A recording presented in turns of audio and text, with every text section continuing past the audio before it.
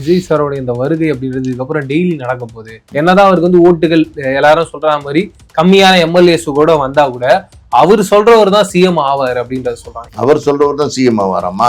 இது வரைக்கும் அவரே சிஎம் ஆவேன்னு சொல்லிட்டு இருந்தாரு. இப்ப அவர் சொல்றவர் தான் சிஎம் ஆவாரேன்னு மாத்திட்டாரா ட்ரெண்ட? இதுல ஒரு கொடுமை என்ன தெரியுமா? அதாவது 234 தொகுதியில வந்து வேட்பாளர்கள் நிறுத்திருக்காங்க. எப்படி நிறுத்திருக்காங்கன்னா, அதாவது வந்து 106 பேரை வந்து வெளிக்கட்சியில இருந்து உள்ள கொண்டு வந்து இந்த வேட்பாளரா அறிவிச்சிருக்கிறாரு. யார் வேணாலும் போய் காசு கொடுத்தா வேட்பாளரா வந்து உடனே அறிவிச்சிருக்காரு. எப்படி சார் சொல்ல முடியும்? டிரைவர் மகனை மாத்தி இருக்காரு. அவர் டிரைவர் பினாமி தம்பி. டிரைவர் வந்து என்ன எம்பிஏ படிச்சவரா? நம்ம கூட இத்தனை வருஷமா இருக்காரு. வாடா தம்பி நீ வாடா தம்பின்னு ஒரு 1000 கோடி சொத்து எடுத்து கொடுக்க வேண்டியதுதானே? பொண்டாட்டிக்கே கொடுக்க மாட்டேங்கிறாரு, கடன் கொடுத்திருக்காரு. கஞ்சா வழக்குல கைதாகி 10 நாளைக்கு முன்னாடி தான் கஞ்சா வழக்குல இருந்து வெளியில வந்திருக்கிறாரு ஜாமீன்ல. அவருக்கு வந்து பாத்தீங்கன்னா இப்ப வந்து தாவேக்கால வந்து சீட்டு கொடுத்திருக்காங்க. பேராவூர்ணியில நிக்கிறாரு. ஐயங்கார் பையனை கூட்டு போய் வேட்பாளரா போட்டுக்காரு தூத்துக்குடியில. எங்க போட்டுக்காரு? தூத்துக்குடியில. தூத்துக்குடி என்ன மாதிரியான பெல்ட்? இவர் ஐயங்கார் பையனை கொண்டு போய் தூத்துக்குடியில போட்டா இதுதான் பாத்தீங்கன்னா சேடிஸ்டின் உச்சம். மனைவியை கேவலப்படுத்துறதுக்கு என்ன பண்ணாரு? ஒரு நடிகையை கூட்டிட்டு கல்யாணத்துக்கு வெளிப்படையா வந்தாரு. அந்த அஜிதாவை கேவலப்படுத்துறதுக்கு என்ன பண்ணிருக்காரு? ஐயங்கார் பையன். ஐயங்காரு என்ன பாட்டுது? ஐயங்காரு வீட்டு அழகே. அவர் பாத்தீங்கன்னா அப்படியே கட்சிக்காண்டி உழைச்சவர், ஒரு சுதந்திர போற வீரனுடைய பேரை எத்தனையோ, அதாவது வந்து அடி மிதி எல்லாம் வாங்கியிருக்காரு, ஜல்லிக்கட்டு குரல் கொடுத்திருக்காரு, நீட்டு குரல் கொடுத்திருக்காரு, இன்னும் பல விஷயங்களுங்க. ஸ்டெர்லைட்ல இருந்து எல்லாத்துக்கும் முன்னாடி வந்து நிப்பாரு. யாரு? ஸ்ரீகாந்த். அஜிதாவை பழி வாங்குறதுக்கு 35 வருஷமா கூட இருந்த ஃப்ரெண்டையும் பழி வாங்கிட்டீங்களே. இது வரைக்கும் நல்ல பேர் இருந்துச்சு அந்த பையனுக்கு, எல்லாத்தையும் கெடுத்து இன்னைக்கு ஊரெல்லாம் வந்து கேவலப்படுத்துற மாதிரி ஆக்கிட்டீங்க. வணக்கம். இந்த ஒரு இன்ட்ரெஸ்டிங்கான கான்வர்சேஷன் நம்ம கூட ஆஸ்கார் மூவிஸ் ப்ரொடியூசர் பாலாஜி பிரபு சார் இருக்கார். சார் வணக்கம். வணக்கம். விஜய் சாரோட இந்த வருகை அப்படின்றதுக்கு அப்புறம் டெய்லி நடக்க போகுது. மக்கள்லாம் கொண்டாட போறாங்க. அவருடைய அந்த செலிப்ரேஷன் எல்லாரும் பார்த்து எதிர்கட்சிகளா இருக்கட்டும், ஆளுங்கட்சிகளா இருக்கட்டும், எல்லாரும் மிரண்டு போய் நிக்க போறாங்க. அவர் தான் கேம் சேஞ்சர், அவர் எடுக்கிறதா முடிவு. என்னதான் அவருக்கு வந்து ஓட்டுகள் எல்லாரும் சொல்ற மாதிரி கம்மியான எம்எல்ஏஸ் கூட வந்தா கூட அவர் சொல்றவர் தான் சிஎம் ஆவார் அப்படின்றத சொல்றாங்க. இதை நீங்க எப்படி சார் பாக்குறீங்க? அவர் சொல்றவர் தான் சிஎம் ஆவாராமா? இது வரைக்கும் அவரே சிஎம் ஆவேன்னு சொல்லிட்டு இருந்தாரு. இப்ப அவர் சொல்றவர் தான் சிஎம் ஆவாரேன்னு மாத்திட்டாரா ட்ரெண்ட? கல நிலவரத்தை பார்த்து மாத்திட்டாரா? டப்பு டப்புன்னு எல்லாம் மாத்திட்டே போறாரா? அவரும் சிஎம் ஆக மாட்டாரு, அவர் 2 இடத்துலயும் ஜெயிக்க மாட்டாரு. இதுல ஒரு கொடுமை என்ன தெரியுமா? அதாவது 234 தொகுதியில வந்து வேட்பாளர்கள் நிறுத்திருக்காங்க. எப்படி நிறுத்திருக்காங்கன்னா, அதாவது வந்து எல்லாருமே, அதாவது ரெட்டியார்பட்டி நாராயணன் அவர் வந்து ஏடிஎம்கேல இருந்து வந்தார். ஆல்ரெடி வந்து நாங்குநேரில் எம்எல்ஏ வந்தாரு, அவருக்கு சீட்டு. அதுக்கப்புறம் பார்த்தா தூசி மோகன் ஒருத்தர், அவர் ஏடிஎம்கேல வந்தாரு, அவருக்கு சீட்டு. அப்புறம் பாத்தீங்கன்னா ஒரு அம்மா இருக்காங்க, அவங்க பேர் இருங்க, அவங்க பின்னாடி வரேன். இப்படி 106 பேர் சொல்றாங்க வேற கட்சியில இருந்து. எந்தெந்த கட்சியில இருந்து? டிஎம்கேல இருந்து, ஏடிஎம்கேல இருந்து, பாஜகல இருந்து, நாம் தமிழர் கட்சியில இருந்து, பாட்டாளி மக்கள் கட்சியில இருந்து, விடுதலை சிறுத்தைகள்ல இருந்து, என்னென்ன கட்சிகள் இருக்கோ எல்லா கட்சியிலையும் பொறுக்கி பொறுக்கி பொறுக்கி போட்டு அதான் 106 பேரை வந்து வெளிக்கட்சியில இருந்து உள்ள கொண்டு வந்து இந்த வேட்பாளரா அறிவிச்சிருக்கிறாரு. யார் வேணாலும் போய் காசு கொடுத்தா வேட்பாளரா வந்து உடனே அறிவிச்சிருக்காரு. டிரைவர் மகனை மாத்தி இருக்காரு. அவர் டிரைவர் மகனை மாத்திருக்கா? டிரைவர் பினாமி தம்பி. நீங்க பாக்கல அந்த ஸ்கூல்ல டைரக்டர் யாருன்னா, ஒன்னு ஜோசப் விஜய், இன்னொன்னு வந்து ராஜேந்திரன். பினாமிட்ட வந்து நீங்க சீட்டு கொடுக்கலன்னா பினாமி அத்துட்டு போயிட்டான்னா சொத்து போயிடும். அதனால டிரைவரை அணைச்சுதான் வைக்கணும். அது தனி கதை, அதை விட்டுருங்க. ஆமா, அப்படிதான் தம்பி. எத்தனை பேர் பினாமியில் இருக்காங்க நீங்க போய் பாருங்க. அந்த வேட்பாளர் இதுல போய் பாருங்க. அந்த ஸ்கூலுக்கு யார் பினாமின்னு பாருங்க. கூட வந்து டிரைவரை வந்து டைரக்டரா போட்டிருக்காரு. டிரைவர் வந்து என்ன எம்பிஏ படிச்சவரா? இல்ல சார், நல்ல மனசு. இல்ல எல்எல்பி படிச்சவரா? நம்ம கூட இத்தனை வருஷமா இருக்காரு. வாடா தம்பி நீ வாடா தம்பின்னு ஒரு 1000 கோடி சொத்து எடுத்து கொடுக்க வேண்டியதுதானே? பொண்டாட்டிக்கே கொடுக்க மாட்டேங்கிறாரு, கடன் கொடுத்திருக்காரு. அம்மா கடன் கொடுத்திருக்காரு, அப்பா கடன் கொடுத்திருக்காரு, பிள்ளைக்கு மகளுக்கு கடன் கொடுத்திருக்காரு. டிரைவருக்கு வாடா தம்பின்னு கொடுப்பாரு பணத்தை. என்ன பேச்சு பேசுறீங்க? என்ன சிறுபலத்தனமா இருக்கு நீங்க பேசுறதெல்லாம்? டிரைவர் வாடா தம்பி இந்த தம்பி ஒரு 100 கோடி எடுத்துட்டு போடா தம்பின்னு சொல்லி கொடுத்துருவாரா? என்ன பேச்சு பேசுறீங்க? நல்ல மனசு. அதாவது கேளுங்க தம்பி, யார் வேணாலும் வேட்பாளரா வரலாம், யார் வேணாலும் வேட்பாளரா வரலாம். அதாவது வந்து பாத்தீங்கன்னா இன்னொருத்தர் இந்த முக்கியமான பேராவூரணியில இருந்து ஒருத்தர் வந்து வேட்பாளரா போட்டிருக்காங்க. அவர் வந்து பிஜேபியில இருந்து வந்தவர். அவரை சந்திர காண்டிபன். அவர் யாரு அப்படின்னா கஞ்சா வழக்குல கைதாகி 10 நாளைக்கு முன்னாடி தான் கஞ்சா வழக்குல இருந்து வெளியில வந்திருக்கிறாரு ஜாமீன்ல.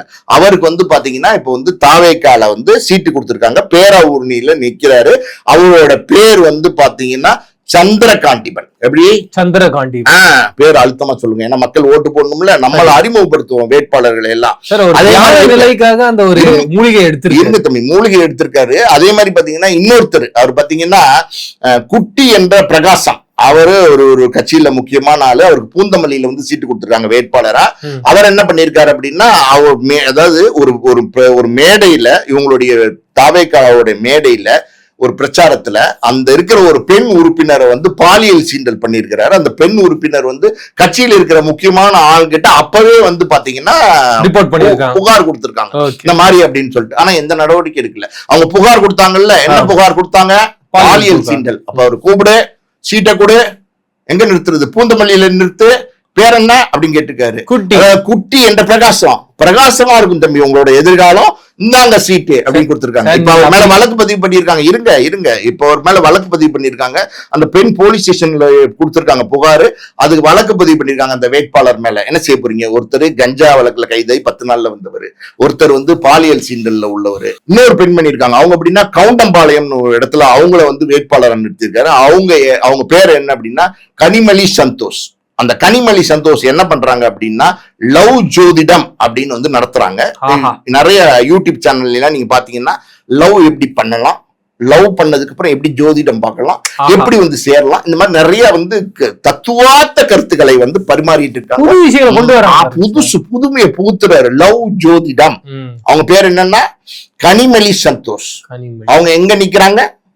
கரெக்டா சொல்லுங்க, எங்க நிக்கிறாங்க? அவங்க கவுண்டம்பாளையத்துல நிக்கிறாங்க. இல்ல தம்பி, இதெல்லாம் வேட்பாளர் நம்ம அறிமுகப்படுத்துவோம் தம்பி. அவங்க மனசே காதலா இருந்திருக்கு பாருங்க. அதனால அவங்க மட்டும் இல்லாம எல்லாருமே காதல்ல இருந்து ஆசைப்பட்டு அதை பண்றாங்க. லவ் ஜோதிடத்துக்கு கொடுத்திருக்காங்களா? இன்னொரு பக்கம் வந்து எப்படின்னா இந்த 200, அதான் சொல்ல வந்தேன், 234 தொகுதி ஒரு சீட்டு மட்டும்தான் ஜெயிக்கும், உறுதியா ஜெயிக்கும், இவங்களுக்கு கொடுத்தா ஜெயிச்சிருங்க தாவேகா அப்படின்னாங்க. யார் அது அப்படின்னாரு, நம்ம அஜிதா. தூத்துக்குடி அஜிதாவா?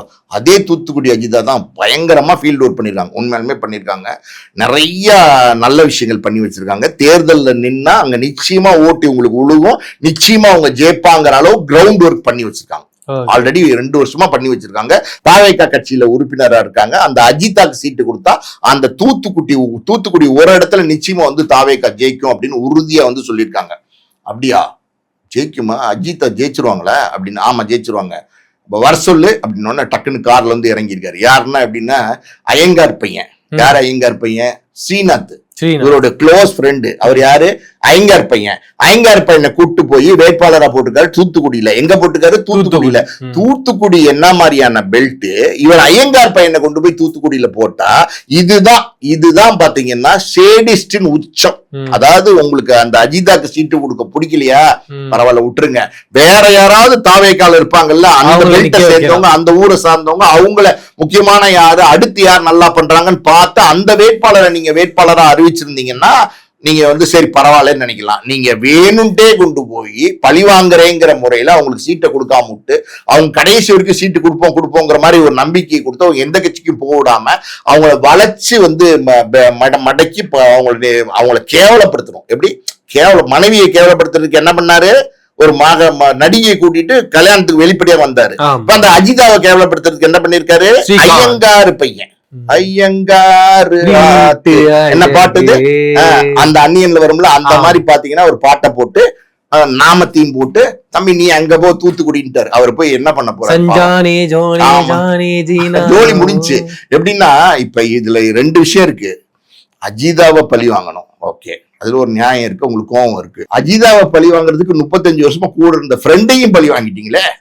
இது வரைக்கும் நல்ல பேர் இருந்துச்சு அந்த பையனுக்கு, எல்லாத்தையும் கெடுத்து இன்னைக்கு ஊரெல்லாம் வந்து கேவலப்படுத்துற மாதிரி ஆக்கிட்டீங்க. அவர் பாத்தீங்கன்னா அப்படியே கட்சிக்காண்டி உழைச்சவர், ஒரு சுதந்திர போற வீரனுடைய பேரன் எத்தனையோ, அதாவது வந்து அடி மிதி எல்லாம் வாங்கியிருக்காரு, ஜல்லிக்கட்டு குரல் கொடுத்திருக்காரு, நீட்டு குரல் கொடுத்திருக்காரு, இன்னும் பல விஷயங்களுங்க. ஸ்டெர்லைட்ல இருந்து எல்லாத்துக்கும் முன்னாடி வந்து நிப்பாரு யாரு? ஸ்ரீகாந்த். எத்தனை போராட்டங்கள்ல பார்த்திருக்கோம், எத்தனை விஷயத்துக்கு குரல் கொடுத்திருக்காரு. அவருக்கு ஒரு சீட்டு கொடுக்கலன்னா எப்படிங்க? அவருக்கு சீட்டு கொடுத்திருக்காரு, தூத்துக்குடியில கொடுத்திருக்காரு, அதனால அவர் ஜெயிச்சுவார். சார் படத்தெல்லாம் காமெடி பண்ணி சிரிக்க வச்சிருக்காரு. காமெடி எனக்கு சீட்டு கொடுக்கூடாதுன்னு நம்ம சொல்லல, ஆனா என்ன சொல்றதுன்னே நமக்கு தெரியல தம்பி, எனக்கு வார்த்தையே வர மாட்டேங்குது தம்பி. நண்பருக்கு ஆட்களுக்கு எல்லாம் சீட்டு கொடுத்திருக்காரு தம்பி. நண்பருக்கு உயிரை கொடுக்கறது இல்லாம சீட்டையும் கொடுக்குறாரு. ஆனா அம்மா அப்பாவுக்கு வந்து கடனா காசு கொடுப்பாரு. எப்படி? நண்பனுக்கு உயிரை கொடுக்கறது இல்லாம ஷீட்டையும் கொடுப்பாரு, அம்மா அப்பா பொண்டாட்டி பிள்ளைங்களுக்கு எல்லாம் கடனை காசு கொடுப்பாரு. அது எழுதி வேற வச்சிருப்பாரு டைரியில. சார் அவர் வந்து ஒரே ஒரு விஷயம் கேக்குறேன் தம்பி, இது இந்த மாதிரி தேர்தல்ல வந்து சொத்து தாக்கல் பண்ண போறேன், சொத்து என்கிட்ட என்ன இருக்குன்னு தாக்கல் பண்ண போறேன் அப்படின்னு யார்கிட்டயாவது பேசியிருப்பாரா மாட்டாரான்னு தெரியல. அப்படி பேசியிருந்தா அந்த கூட இருக்கிறாங்கல்ல அந்த அறிவாளிகள் அவங்களா சொல்லியிருக்க மாட்டாங்களா, எங்க பொண்டாட்டிக்கு கடன் கொடுத்துருக்கேன், பிள்ளைக்கு கடன் கொடுத்துருக்கேன், அம்மா அப்பா கடன் கொடுத்துருக்கேன்னு சொன்னா எல்லாரும் கேள்வி பண்ணி சிரிப்பாங்க, அசிங்கமா பேசுவாங்க, ஏற்கனவே கேவலப்படுத்திட்டு இருக்காங்க. தளபதி இது வேணாம் தளபதி. புஜ்ஜி கூட சொல்லல. புஜ்ஜி கூட என்னன்னா பின்னாடி நின்னுக்கிட்டு பின்னாடி என்னன்னா அதாவது மர்ம தாக்குதல் பண்றாரு. சரிதான், இது ஒரு வாரத்துக்கு ஓடும், இதை வச்சு நிஜமாமா இது ஒரு வாரத்துக்கு ஓடும், பிரச்சாரம் கிச்சாரம் கொஞ்சம் ரிலாக்ஸ்டா நம்ம பண்ணலாம், இதையே பேசிட்டு இருப்பாங்க, ஓகேதான் அப்படின்னு சொல்லி இருந்து இப்படி கை காமிச்சிருப்பாரு. அங்க இருந்து ஆதவுல அப்படி கை காமிச்சிருப்பாரு. மொத்தத்துல கூட்டு சதிக்குள்ள போய் நம்மால மாட்டி கதி கிளங்கி போய் நிக்கிறாரு. பிரச்சாரத்துக்கு போச்சோம்னா ஒரு 2 தொகுதிக்கு வந்து பிரச்சாரம் போயிட்டு 4 தொகுதிக்கு அனுமதி வாங்கிட்டு வீட்டுக்கு கிளம்பி வந்து படுத்துக்கிட்டாரு. நான் கேட்கிறேன், ஊர்ல உள்ளவங்க எல்லாரும் எல்லா தலைவரும் போறாங்க. ஸ்டாலின் போலியா, எடப்பாடி போலியா, திருமாவளவன் போலியா, சீமான் போலியா, இல்ல நட்சத்திர வேட்பாளர்கள் வந்து இந்த எல்லாரும் தானே போறாங்க. அப்படி இருக்கும்போது இவங்களுக்கெல்லாம் வராத திருட்டு, இவங்களுக்கெல்லாம் வராத ஆபத்து, இவங்களுக்கெல்லாம் கொடுக்கப்படாத பாதுகாப்பு இவருக்கு வந்து கொடுக்கணுமாமா? இவங்களா வந்து பிரச்சாரம் பண்ணிட்டு மக்களோட மக்களா போயிட்டு வந்துருவாங்க, இவரால மட்டும் போயிட்டு வர முடியாதாமா? அப்ப மக்களோட மக்களா போகவே முடியாத ஒரு தலைவன். சார் நீங்க எல்லாரும் அவரை கிண்டல் பண்ணிட்டு இருக்கீங்க. எலெக்ஷன் ரிசல்ட் சொல்ல போது அவர் யாருன்னு வேற ஒரு இன்ட்ரெஸ்டிங்கான இன்டர்வியூல சந்திப்போம் சார். நன்றி, வணக்கம். நன்றி.